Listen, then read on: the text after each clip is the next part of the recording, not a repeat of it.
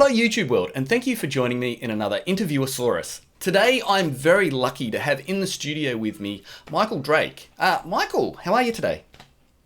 I'm really good, thanks, Kim. Thanks for having me on. Awesome. Now, just for my viewers who have absolutely no idea who you are or may have never heard of you before, could you just kind of give them That would be most of them, I assume.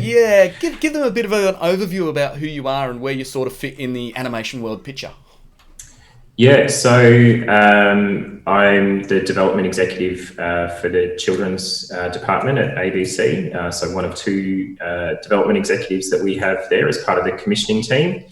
And how I sort of fit into the industry as a whole is that Amanda and myself, the other development executive, are the front-facing part of the commissioning team.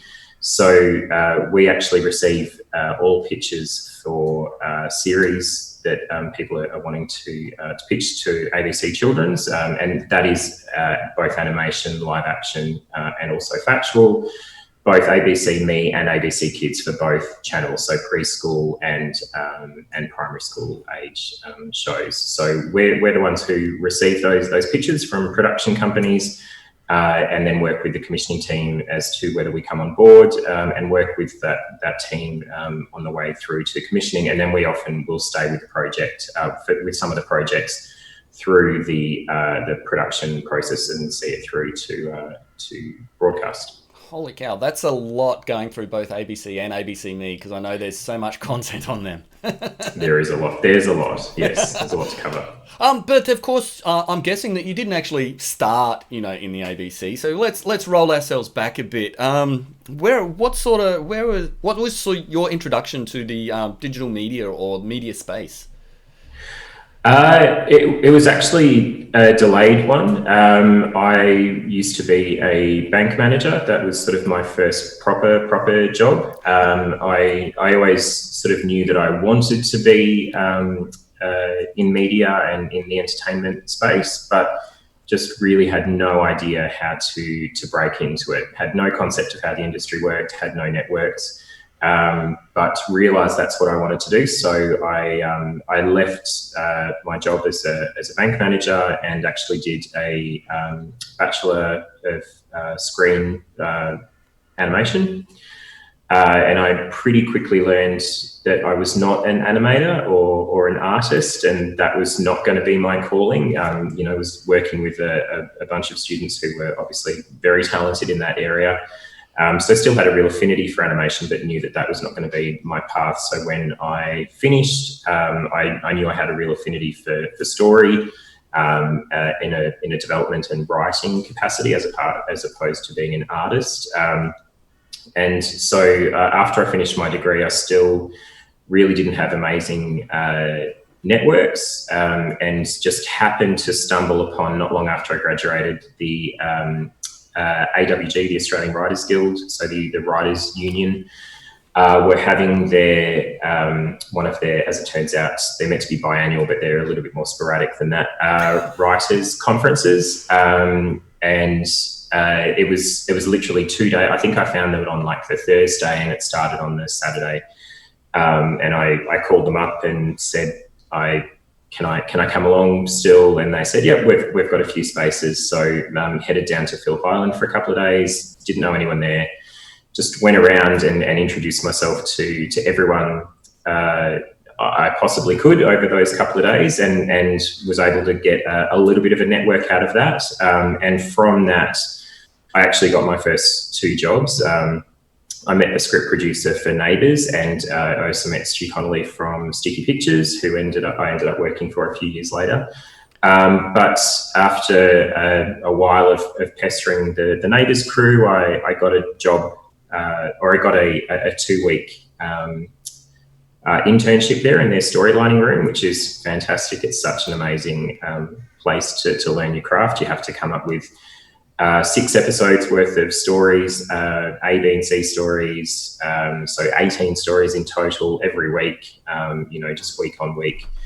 And then from there, I got offered a job, and as I like to say, I got fired on my first day because they'd restructured the team the week that I started. So The team was actually retrenched, and so I was only there for 6 weeks in the end. But it was still an amazing 6 weeks. I learned so much, and then from there.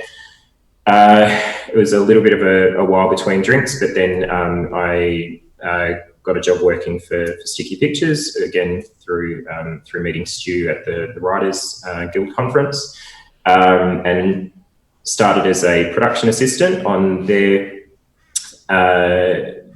show Pirate Express, which was an international co-pro.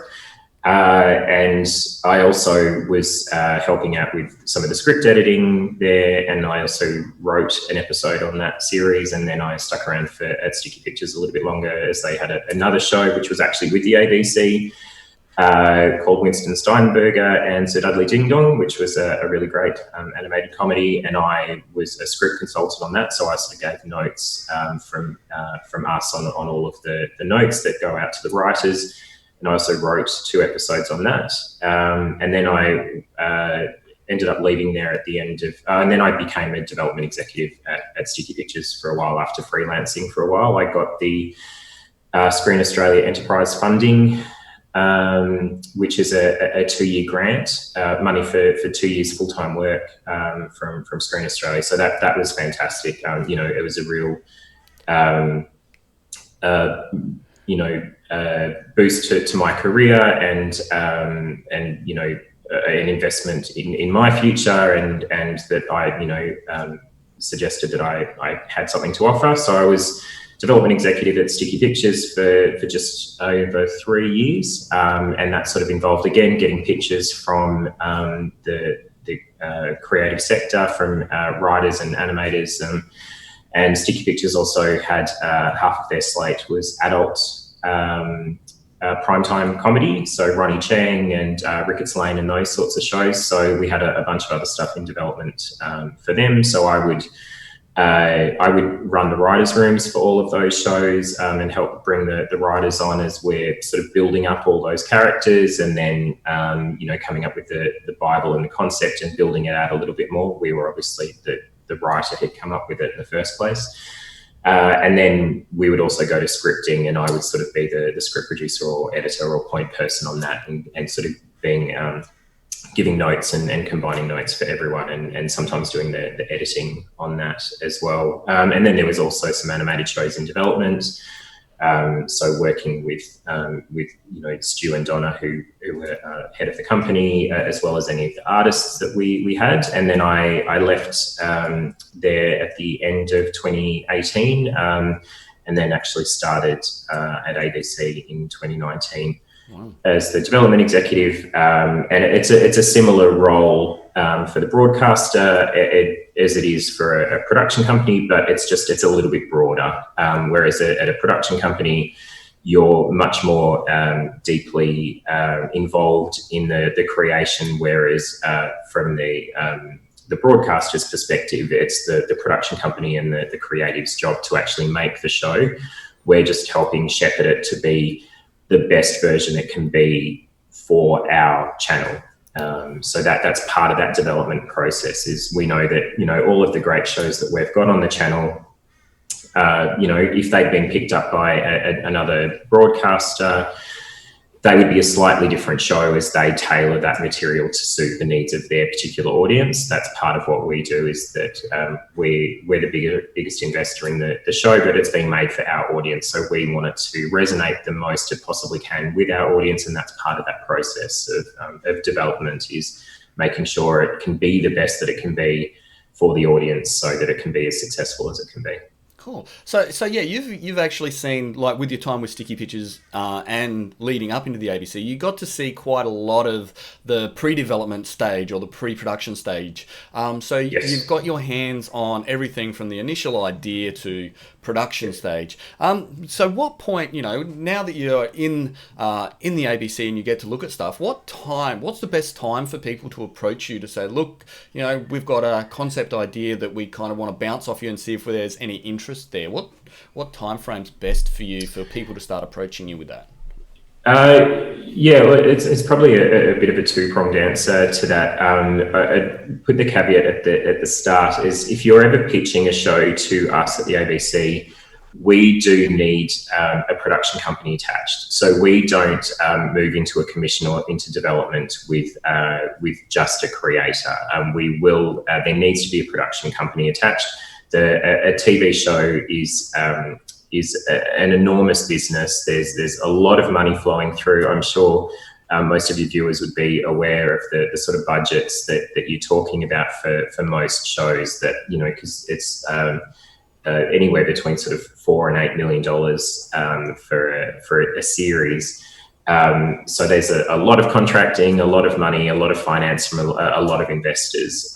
So we need that to be, for us to move into contracting with someone, we need that to be with a very well-established production company who we know it's a safe investment, because again, we're also using taxpayer money. We're a public broadcaster, so we need to make sure that those investments are very safe, and that means that you need to be working with someone who has the infrastructure around them to make sure that the show is made, because shows are very, very complicated. There's a lot of things that go wrong. There's a lot of things that go right. There's obviously been shows that have been going through the pandemic and lockdowns all over the world, and you need that to be a very safe pair of hands that can continue the production through that process. But that's a bit long-winded. As far as how a show or an idea would come to us, it needs to be quite resolved when it's coming to us from that production company. We do need to have a good sense of what the idea is, what the story is, who the characters are, what an episode would look like, what the tone is, you know, sort of what the designs are. If we were really looking at something as potentially to move into development for, which is the first stage of the commissioning process, we'd really realistically need to see designs as well for us to make a proper assessment. So what generally comes through to us is what's known as a pitch Bible. And that will have, you know, a synopsis of what the show is. I always find the language of this hard to describe, but the synopsis is really talking about the story world, and you're talking about the characters and what they want. Sometimes after that, you'll have a kind of an about the show or how the show works kind of synopsis, and that's when you're talking about it as a TV show. So you're speaking directly to us and going, it's this kind of tone, it's this kind of genre. But then you're also talking about the characters and what their journey is, and what their defining traits are, and how they're funny or how they interact with all of the other characters. And then you'll have some springboards as well, which is, you know, just a couple of sentences giving an example of how the stories would work. And something that I always try and communicate to everyone is those springboards are actually really, really important, because what you've told us up until that point of this is what the story world is, and this is what the show looks like, and this is the show itself, and these are the characters. When you have those springboards, it's an opportunity for you to demonstrate that all that stuff that you've told us about the show is executable in those particular stories. So you're showing that your protagonist has this particular want, and they overcome it in this, or they go about overcoming it in the way that's unique to them, that you've just described to me in the previous pages of who the character is. So I think it's a really important thing to know that those springboards aren't just what's a story idea. They're actually they're your proof of concept as much as anything. So if you've told me that your character is is a bull at a gate and doesn't let anything get in their way, and then you're showing me a story about how they're not demonstrated about how they make everything happen and they don't let anything get in their way, then what you've done is proven that your stories don't work the way that you've promised. So that's a really important part. But that's a pitch Bible.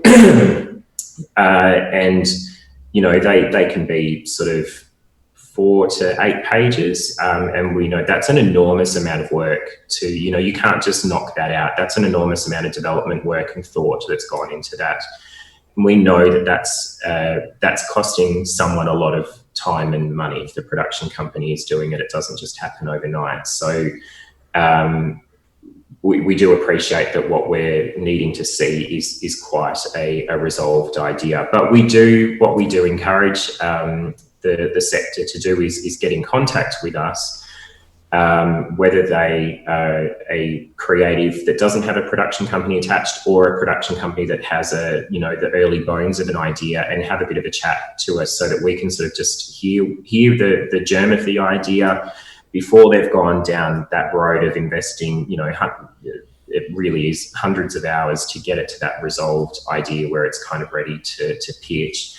And, we can have a little bit of a chat. Sometimes it's can be really helpful in that we can say, we've actually got something that's very, very similar to that on the slate already. So it's unlikely that we would ever come on board and proceed with that, which can be really helpful for creatives and production companies who go, we'll put that aside. And other times they're like, well, we have other avenues, we'll keep going, and they'll keep in touch with us. But at least we've been able to say that, it's less likely simply because of the fact that we've got something on the slate like that already. So long-winded answer, but I think for something that's an official pitch that you really think is that everyone has put in all the hours that they're wanting to, and they prepared to invest and put it through. It's probably a pitch Bible or a pitch deck. Again, not a huge ream of a Bible, but enough to give us an idea of what the story is, how the show works, the characters, and a couple of examples of the story. If it was a creative who just wanted to have a chat with us, we're more than happy to realistically have a chat when they've got basically a 2-pager together, which is kind of just a broader outline of a synopsis and the character, and it's you get a sense of the tone and what it is as a product, but it's by no means a fully resolved idea. Yep. So with the, because that's quite like you said, there's a lot of work that goes into creating a pitch Bible. With the pandemic kicking in now, have you started to see an increase in number of Bibles coming to you for review, or people actually coming to you to go, look, we've got an idea? Has that number changed since like the start of this year? We haven't seen an increase. We did wonder if we would see more coming through, because certainly while the lockdown was in full effect, writing and development was really the only thing that people could do. Production was shut down. Animation that was in production was able to continue, but a bulk of the work was only able to be writing. I know a lot of the writers were some of the busiest they've ever been during that period. So we did wonder if we would start to see an influx, maybe 3 months in. There hasn't been, no. So the amount that we've seen has probably been, if anything, has probably dropped a little bit. So I'm not sure what that is. We're having constant meetings where we've the amount of meetings that we've had, like the ones I was talking about of people either officially pitching or having a preliminary chat has certainly picked up. We will have multiple meetings per week, but the actual amount of material coming through the submissions portal has not increased the way that we thought that it may. Yeah, that timeline of, like you said, the timeline of stuff actually being developed does take time. It's not just something, like you said, you can't just quickly sprawl down an idea and have it fleshed out enough that you can go pitch to. So yeah, absolutely. So with like you're also, you were saying that a lot of individuals definitely have to come through and join up with production companies. In Australia, is there, have you seen that there's a lot of production companies that come to the ABC to say, look, we've got stuff? What sort of broad range numbers do we have in Australia? Well, there's some amazing animation companies domestically. Obviously, Ludo is probably the one that's most widely known at the moment, just as producers of Bluey, and also The Strange Chores, which is also on the channel, which is another fantastic show. Cheeky Little also do amazing work. We've got Spongo Fuzz and Jalapeno on the channel already from them. And they also produced Kangaroo Beach, which everyone will get to see in the new year, and that's also just a phenomenal piece of content. It's so funny and it looks amazing. There's Space Nova from SLR. SLR have done amazing work for 20 years. They also they've got Guess How Much I Love You and a bunch of other stuff. And they actually, they've done a lot of 2D stuff, but Space Nova is this amazing high-end 3D show. Flying Bark does amazing work. They had 100% Wolf, the feature film, and we also have the TV series that will also be launching next year. Sticky Pictures, who I mentioned, they've also done fantastic animation work. There's also Blue Rocket in Tasmania. There's A Stark Productions, who make The Deep, which has been a huge success for us and internationally. A really one of those half-hour, highly serialized, high-end CG shows.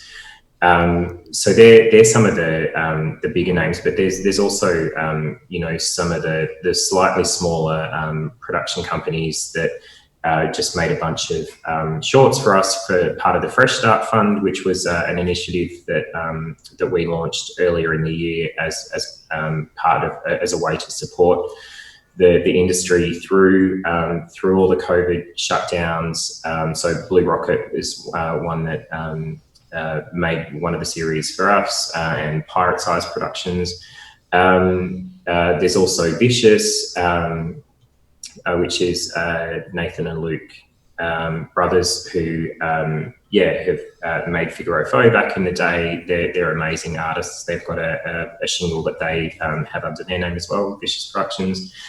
So there's a lot of independent production companies, and they do really, really high quality work. And it kind of feels like it just gets better and better. Like seeing the new stuff come through, like it was really exciting. We had our upfronts yesterday, so we're finally able to talk about all of these shows, and people were able to see some of the footage for the first time. And I think when you see the likes of Space Nova, 100% Wolf, and Kangaroo Beach in particular, there are three big new shows. Obviously, Bluey season 3 returning as well. I think the fact that they were made domestically with domestic talent, and that they have Australian voices and Australian actors and Australian accents is something that is everyone will be really proud of. I think it's really, really exciting, and it was great. I was actually looking after Space Nova from SLR, which is a serialized sort of sci-fi show.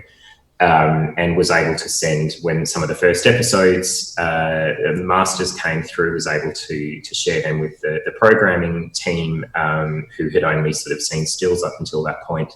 And they were, again, like us, they see a lot of content, and they were really, really impressed and so thrilled to see Australian voices and accents coming from such high-end animation in such a genre type series.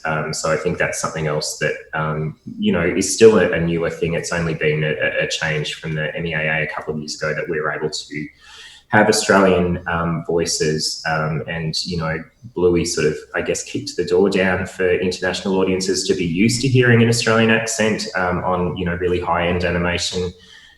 Cheeky Little Spongo Fuzz and Jalapeno was not far behind, and I think it's great that the next generation will be so used to hearing Australian voices from really high quality productions that they're just going to expect it going forward, which is really exciting. Which is really exciting, yeah, really exciting for the growth into the next few years, for people becoming more accepting of our awesome kind of lingo and slang. Yeah, and sensibilities, yeah, absolutely. Alrighty, Michael, thank you so much for sharing your outlook on the Australian animation industry, and especially how people can go through the development process and what sort of things to be thinking about when they are putting together pictures. I really appreciate your time. So thank you so much, YouTube world, for joining me for what is going to be nearly my last one for the season. Thanks, Micheal, so much.